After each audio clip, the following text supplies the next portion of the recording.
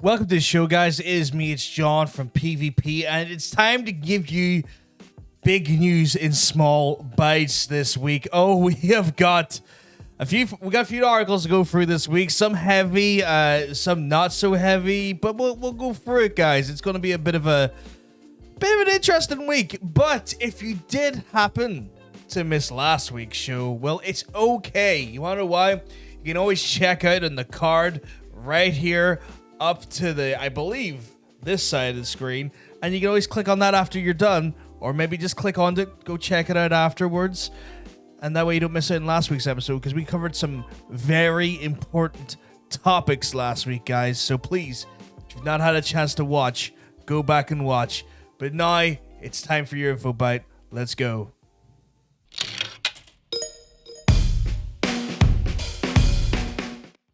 We're going to start with the heavier article of the week, guys, and it's the Last of Us 1 remake, which you think wouldn't have been a heavy article or a heavy story, but we'll get through to it here.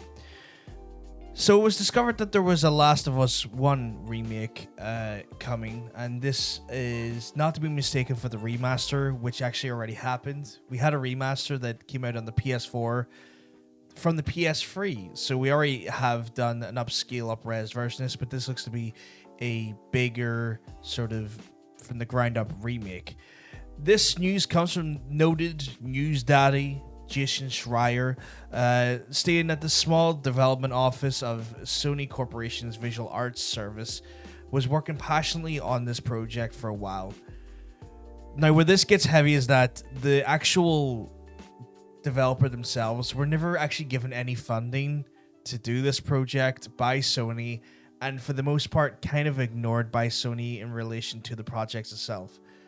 This, however, changed when we ended up having a bigger focus on The Last of Us with the now scheduled TV show coming through.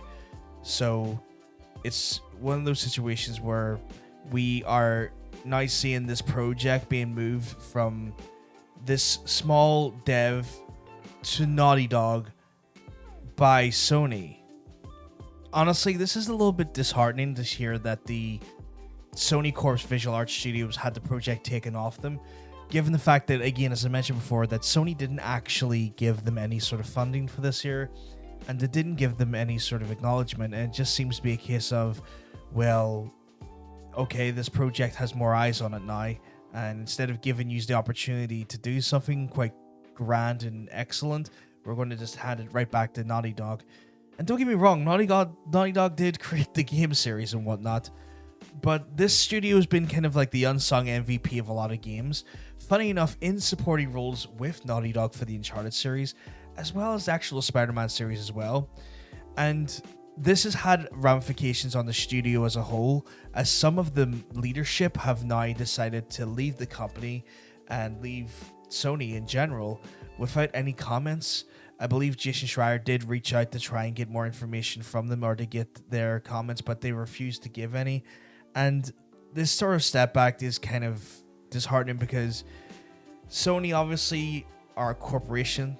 Their prerogative is to make money hand over fist usually, and we've kind of give Sony a lot of, I would say, a lot of credit for their focus on single player narratives, on the quality of their their first party exclusives, and usually we cite them as being one of the better first party publishers, but this is a situation where the creative direction and the quality of the exclusives is one thing, but the cold calculating corporate decisions being done by Sony ends up hurting these developers, and it's the hard work of these creatives that ultimately the publisher ends up profiteering from.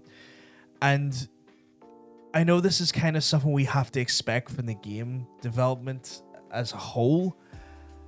It's the nature of the business, but it's kind of hard for me to ask the question this week. I mean, like, for me, this kind of sucks because, again, Cosmic Bacon is a game developer. He often talks to us on the Player vs. Player talk show about the cold realities of game dev. And, we as the consumers never really get to see that perspective firsthand from that side. So it's kind of hard for me to ask the question. But, like, does this dampen your opinion on what could be seen as one of the better publishers, or at least the better quality content producers inside the realms of video games? Or is it for you, is it just, business as usual and we have to learn to expect this?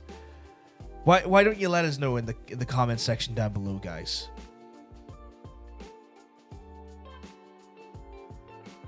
So our next topic, guys, is Twitch has deleted 7.5 million fake accounts. Now, for anyone who doesn't really know what's happened here, Twitch is quite susceptible to a lot of botting, which is against their terms of services and their practices. This affects content creators like ourselves here at PvP a little bit as well, because what ends up happening is that these bots can be used in two different ways. They can be used by people to try and cheat the system and to fake views and fake followers to grow their channel, and hopefully by spending and investing money in these term-breaking services, propel themselves further into higher success rates, as well as into a bigger channel than they may have wanted to do through the normal grind and the normal work that has to go into making a successful Twitch channel. Other ways that these bots are used is that they're used in malicious ways to essentially spam the streamer and to create a situation where it floods their chat, it floods their alerts, and it creates for a spamming situation. We at PvP have actually been victims of this before ourselves, and we've had to go to great lengths to then remove these fake accounts from the channel. It's not the biggest issue in the world, but we have done so. But it looks like Twitch have now put a system in place where their actual own bots themselves, or their own technology or AI, are going to be starting to identify these fake accounts and remove them right away. This has affected some of the bigger channels already, where some channels like XQC have lost hundreds of thousands of followers from their follow list because of these fake accounts. It doesn't really affect the actual popularity of a channel or anything, because usually these bot accounts anyway, for the most part, are not active viewers, and they're not in any way going to take away from what your concurrent is or your regulars. They're just more bloatware in a sort of sense when it comes to these accounts. However, they do end up being quite used in the malicious ways, like against ourselves here at PvP, to spam and to fill alerts, destroy chat flows, and just be a general nuisance. But that begs the question, like, have you ever encountered some of these bots in some form? For example, have you been the target of some of these bot spams before, much like ourselves? Or do you know someone, and I'm not saying you have to tout here, but do you know someone that may have used some of these services before in the past to try and help grow their channel and get themselves a leg ahead? Anonymously let us know about the situation as best as you can. Obviously, you'll have your username below in the comment section, guys, but you don't have to give any names away if you're aware of someone. It'd just be nice to know if you're aware of the situation or if you've seen it before in your own time on Twitch. But let us know in the comment section down below.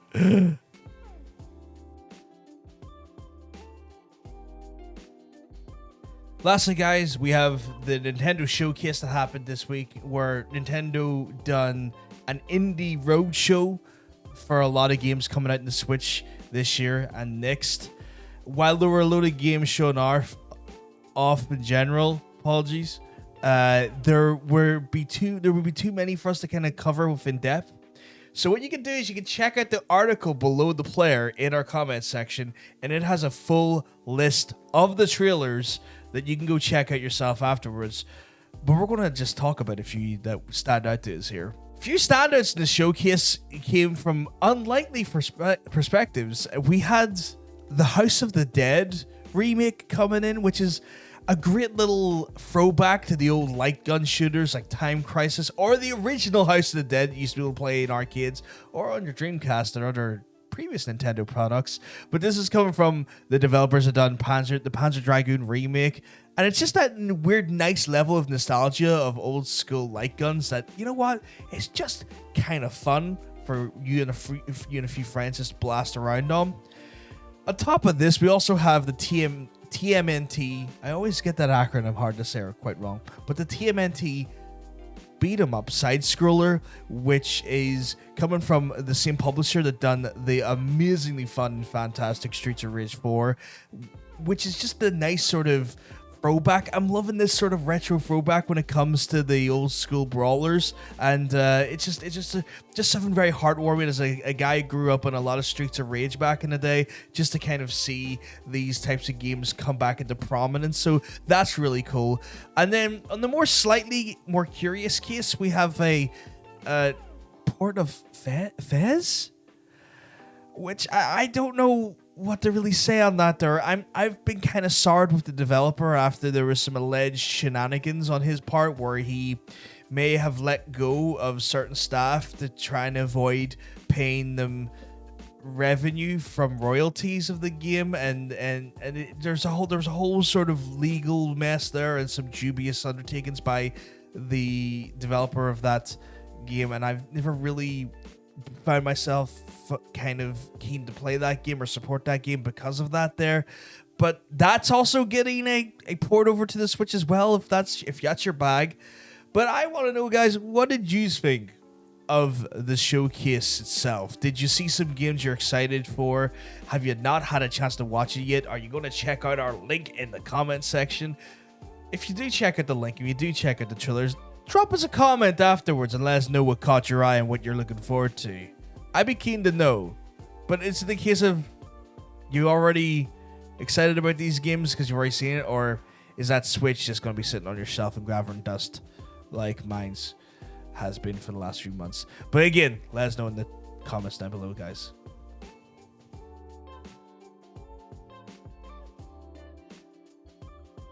Well, that was our info bite for this week, guys. Of course, you can check out below the player, go into the comment section. We have all of the articles we used to reference this week in relation to the news stories we covered. On top of that, you of course let us know if there was a different news article or maybe something we missed from this week, or maybe the previous week that you want us to cover. And if it's still a relevant article, if it's still an ongoing situation, of course we can always cover it. But guys, it is time for me to love yous and leave yous. Of course, if you want more insight, perspective, ask us questions, or just hang out with us, you can do so on the Player vs. Player Talk Show. All you gotta do is go over to twitch.tv/itspvg. Link is below the player as always, and you can check us out every Friday from 8 o'clock UK time for the talk show.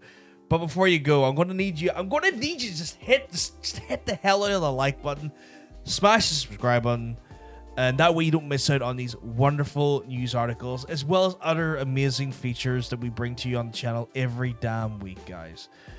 But anyway, it's time for me to love yous, time for me to leave yous. But if we're lucky, we get to see yous on the talk show or for the next news video, guys. Have a good one. Peace.